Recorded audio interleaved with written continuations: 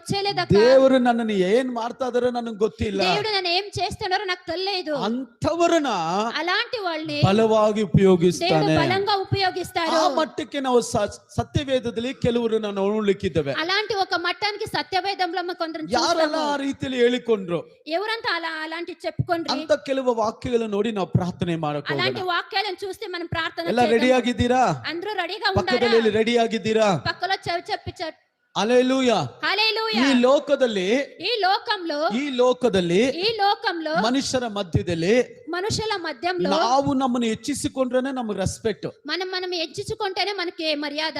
ಅಕ್ಕ అక్క ನಾವು ಹಂಗೆ, మేము అలాగా, ನಾವು ಹಿಂಗೆ, మేము ఇలాగా ಅಂತ ಹೇಳ್ಕೊಂಡ್ರೆ ಮನುಷ್ಯರ ಮುಂದೆ, ఇలాంటి చెప్పేది మనుషుల ముందర. ಅದು ದೇವರ ಮುಂದೆ ಹಂಗೆ ಹಿಂಗೆ ಅಂದ್ರೆ ತಗ್ಗಿಸ್ಬಿಡ್ತಾರೆ. అయితే దేవుని ముందర అలా ఇలా చెప్తే దేవుడు ದೇವರು తగ్గించేస్తారు. ಮುಂದೆ ನಾವು